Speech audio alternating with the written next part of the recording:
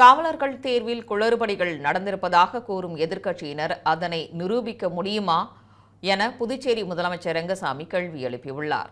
புதுச்சேரி காவல்துறையில் காலியாக இருந்த 207 காவலர்கள் பணியிடங்களை நிரப்புவதற்கு கடந்த ஆண்டு இணைய வழியில் விண்ணப்பங்கள் பெறப்பட்டது. இந்த நிலையில் தகுதி பெற்ற காவலர்களுக்கு பணி ஆணை வழங்கும் விழா கம்பர் அரங்கத்தில் நடைபெற்றது. இதில் பங்கேற்ற புதுச்சேரி முதலமைச்சர் ரெங்கசாமி விழாவில் உரையாற்றினார். அப்போது பேசிய அவர், தேர்வில் பங்கேற்று வெற்றி பெற்றவர்களுக்கு பணி ஆணை வழங்கப்பட்டுள்ளதாகவும் இது தொடர்பாக எதிர்க்கட்சியினர் அவதூறு பரப்புகின்றனர் எனவும் தெரிவித்தார். தொடர்ந்து பேசிய அவர், காவலர் தேர்வு குறித்து குற்றம் சாட்டும் எதிர்க்கட்சியினர் அதனை நிரூபிக்க முடியுமா என கேள்வி எழுப்பினார்.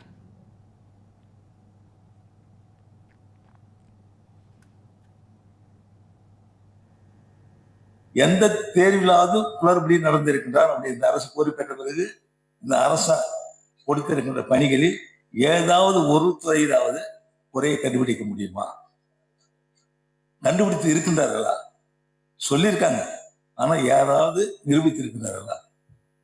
நிச்சயமாக இல்லை என்பதை உறுதியாக என்னால் சொல்ல முடியும். அதற்கான சிலருக்கு எப்படியோ பணியானை இந்த அரசு பணியானை நிரப்பப்பட்டு வருகிறது, இது நடக்கக்கூடாது என்ற ஒரு எண்ணம் ஒரு சிலருக்கு இருப்பதை பார்க்கின்றோம். ஏன்னா அவங்க ரொம்ப நல்லவங்க, அவங்க ரொம்ப நல்லவங்க.